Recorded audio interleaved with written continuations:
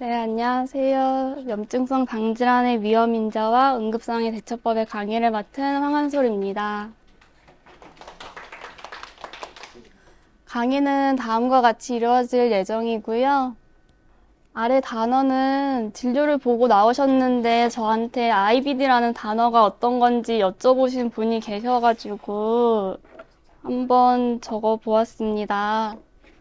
교수님께서 계속 진료 중에 IBD라고 말씀을 해주셨다고 하셨는데 IBD는 단어 그 자체로 우리의 주제를 나타내는 염증성 장 질환이니까 우리 여러분들도 염증성 장 질환이 이제 나의 질환을 얘기하는구나 라고 잘 생각해 주시면 좋겠습니다. 첫 진단을 받고 나면 내가 왜 이런 질환을 걸리게 되었는지 많이 궁금해 하실 것 같은데요. 현재까지는 정확한 발병 원인은 밝혀지진 않았지만 여러 복합적인 요인이 발병에 영향을 끼친다고 알려져 있습니다. 이런 요인에는 어떤 게 있는지 한번 알려봐 드리겠습니다. 태어날 때부터 특정 유전자를 가진 사람이 흡연과 스트레스 등의 외부 요인을 만나 장내 세균총이 무너지고 면역 체계가 과잉 반응해서 정상적인 장내 세균이 적으로 착각하고 공격하게 됩니다. 이로 인해 지속적인 염증이 발생되며 장 조직이 손상되고 궤양, 출혈, 협착 같은 합병증이 생기는 염증성 장 질환으로 진단받게 됩니다.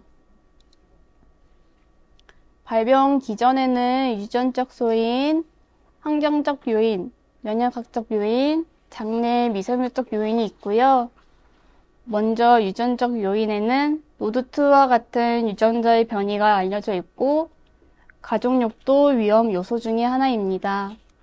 여기에 서구화된 식습관, 항생제 남용, 환경오염 같은 환경적 요인이 장내 환경에 악영향을 주고 장 점막의 면역 반응에 비정상적으로 과활성화되고 공생 미생물까지 적으로 인식해서 만성 염증이 유지됩니다. 특히 장내 미생물의 다양성 감소가 중요한 기전으로 작용하고 있습니다. 예전에 한 드라마가 방영이 되고 크론병이 유전병이라는 정보의 왜곡이 발생한 사례가 있었습니다. 유전병이라고 하면 X 염색체 유전자의 이상이 있어서 태어날 때부터 세계 구분하기 어려운 생명이 유전자의 요인으로 확정짓는 대표적인 유전병이라고 할 수 있는데요. 반대로 IBD는 그런 유전병이 아니라 체질적인 경향성을 물려받는 것입니다. 즉, 가족력 때문에 걸릴 가능성이 약간 높아지는 것이지 반드시 발병하는 것은 아닙니다. 대표적으로 노드2 유전자란 장 속에 있는 보안 시스템 센서라고 생각하시면 되고요. 이 유전자는 우리 몸의 면역 세포 안에 있는 센서 단백질을 만들고 이 센서는 장내 세균의 구성 성분을 감지하는 기능을 합니다. 이 유전자에 문제가 발생했을 때 세균 감지에 이상이 있거나 또는 과잉 반응을 해서 정상 세균을 적으로 착각해서 공격하고 장 점막에 만성 염증이 생겨 결과적으로 염증성 장질환의 발생 위험이 증가합니다. 초가공식품은 저희 그림과처럼 인공 첨가물이 포함된 식품으로 일반적으로 섬유질이 부족하고 염분과 당분이 높은 음식들인데요.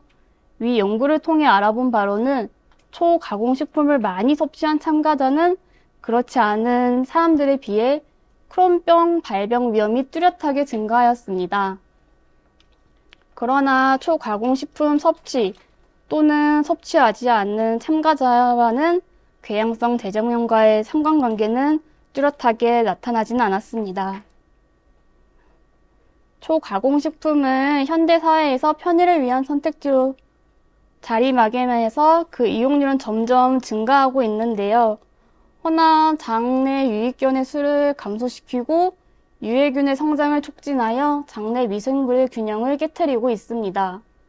장 점막을 자극하고 염증 반응을 촉진시키며 장 투과성을 증가해 장내로 유해 물질 유입을 촉진시키고 있으니 이로 인해 가공식품의 섭취를 줄이고 균형 잡힌 식단을 권장드립니다.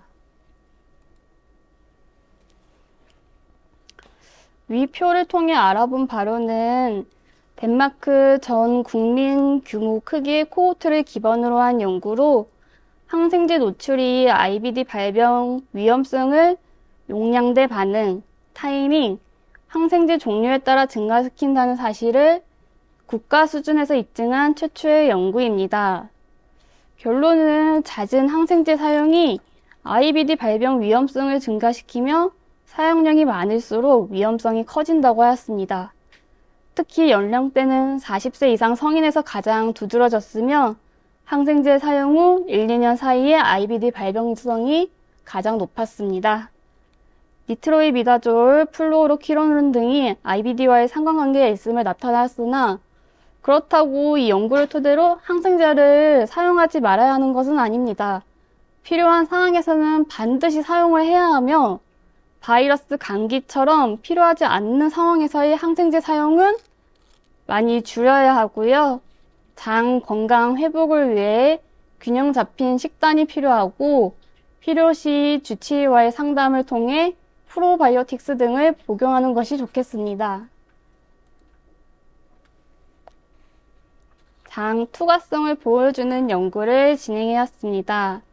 우리가 알고 있는 장벽은 일종의 필터 역할로 음식, 세균, 독소 등이 들어오면 필요한 영양분만 흡수하고 해로운 물질은 밖으로 배출하는 역할을 하고 있습니다. 이때 장 투과성이 증가되면 원래 통과하지 못해야 할 세균, 독소 등이 몸 안으로 들어오게 됩니다. 그럼 장 투과성이 어떻게 증가되는지 만니톨과 락툴로스라는 당 성분이 든 물을 마시고 소변 검사를 통해 확인해 보았습니다.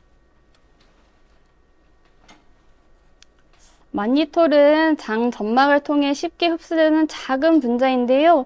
우리 몸에는 이를 에너지원으로 사용하지 못하기 때문에 흡수된 만니톨은 콩팥을 통해 소변으로 그대로 배출됩니다. 그래서 이를 에너지원 측정하면 장벽이 정상적으로 흡수 기능을 잘 하고 있는지 확인할 수 있습니다. 락툴로스는 분자 크기가 크기 때문에 정상 장벽에서는 거의 흡수되지 않고 대변으로 대부분 빠져나갑니다. 하지만 장벽이 손상되면 일부 락툴로스가 흡수되어 혈관으로 들어가고 이게 소변으로 배출되기 때문에 검사상에서 나올 수 있는데요. 이 두 가지의 물질의 비율을 통해서 장벽의 기능을 평가할 수 있고 결론은 장벽이 튼튼한 사람은 건강하게 지낼 가능성이 높고 장벽이 약한 사람은 IBD의 발병 위험성이 높아진다. 이런 것을 확인할 수 있었습니다. 이건 IBD의 다중 히트 가설을 그림으로 나타내었습니다. 우리는 태어날 때부터 약간 민감한 체질로 태어날 수 있습니다. 여기에 모체 흡연, 대기오염, 항생제 사용, 가공식품 섭취 등 다양한 환경 요인에 어렸을 때부터 반복적으로 노출되면 장 안에 사는 유익균은 줄어들고 유해균이 늘어나 장내 미생물의 균형이 깨지기 시작합니다. 그러면 이로 인해 장 점막의 투과성이 증가하면서 몸 안으로 들어오면 안 되는 물질이 들어오고 면역 체계가 과민하게 반응하게 됩니다. 결국 이러한 과도한 면역 반응이 나를 공격하게 되는, 즉 IBD가 되는 것이죠.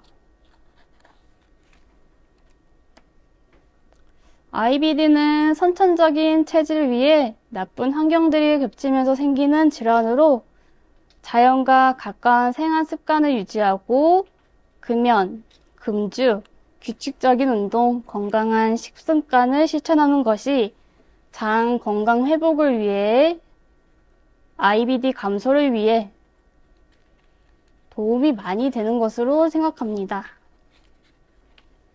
사실 IBD에 이렇게 다양한 위험 요소가 있고 꾸준히 치료를 상태를 확인하면서 맞춰가는 질환인데요. 어떻게 발생되는지에 따라서 치료를 하는 과정에서 위급한 상황이 나타날 수 있습니다.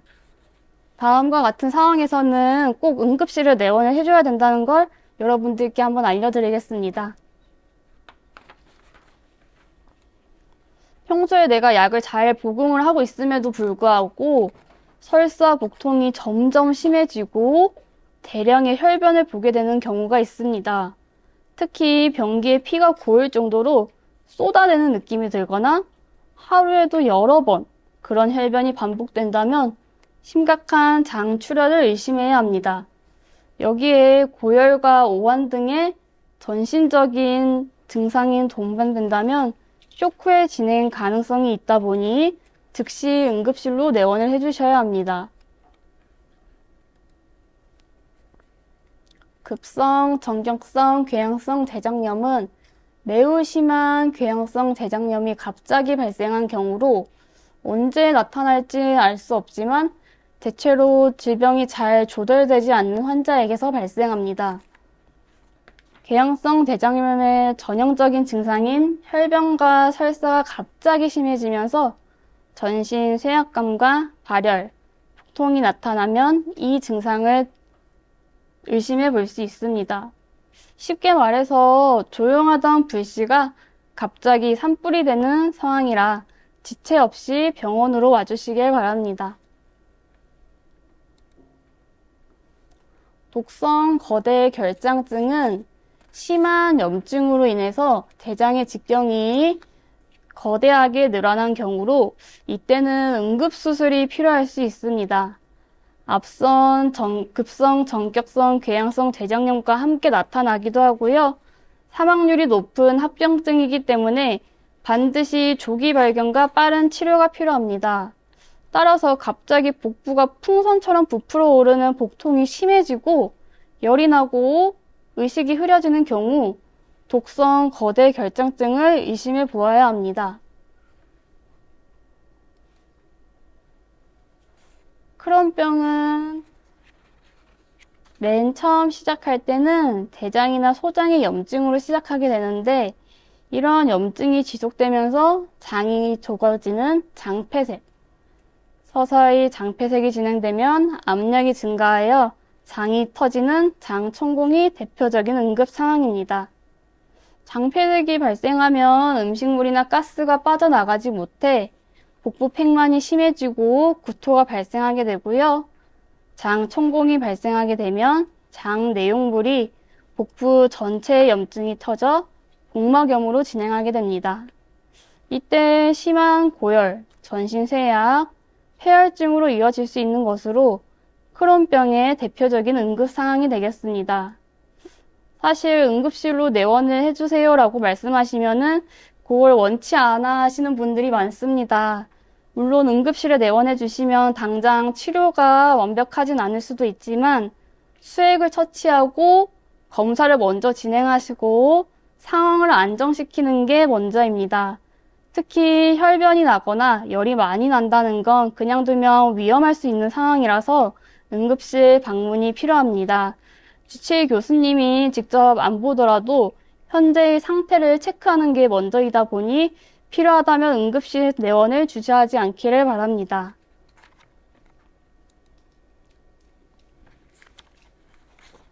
앞서 교수님이 말씀해 주셨던 것처럼 좀 애매하게 응급실을 갈까 말까 하시는 상황이 있으실 거예요. 그럴 때는 혹시 집에서 외래를 오시기 전에 내가 어떻게 하면 좋을지 한번 제가 적어 보았는데 이 방법들도 여러분들께 도움이 되었으면 좋겠습니다.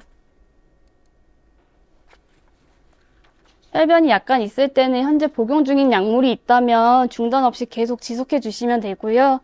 이 약 중 스테로이드가 있으신 분들은 진료 시에 증상이 있을 때 약을 늘려 드세요라고 들으셨다면 스테로이드를 일시적으로 증량하시고 외래를 내원해 주시길 바랍니다.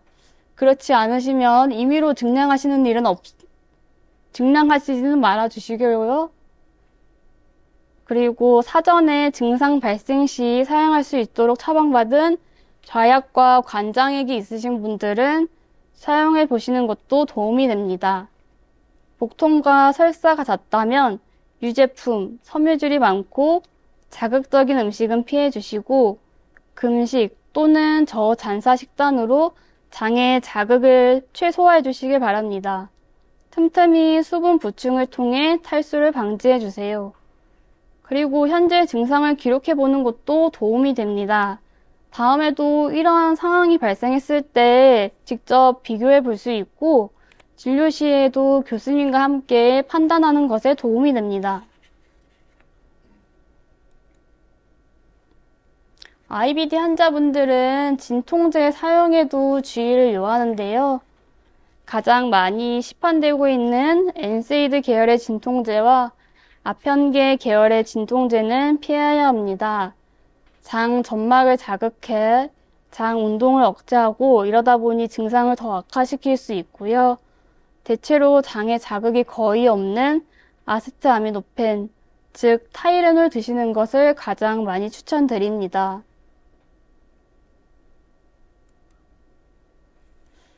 외래 진료를 빠르게 하시는 거를 추천드리는데 현재 저희 이대서울병원에서 외래 진료 예약 방법입니다.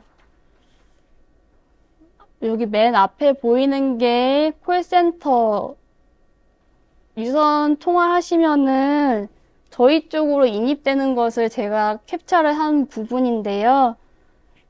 여러분들이 콜센터로 인입해 주시면은 검사나 뭐 진료 일정 같은 거는 빠르게 변화해 주시는데 만약에 질문사항이나 증상의 변화 등이 있다면은 아래와 같이 저희 쪽으로 인계가 넘어옵니다. 인계받은 사항은 각 교수님들께 저희가 전달해서 답변을 도와드리고 있고요.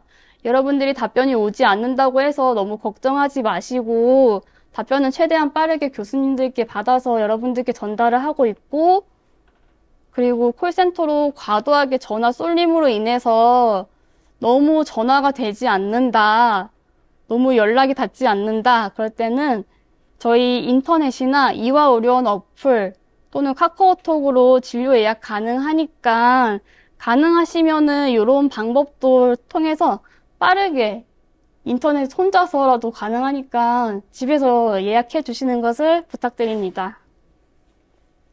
진료를 하다 보면은 응급상황은 언제든지 발생할 수 있고 응급상황을 피할 수는 없습니다.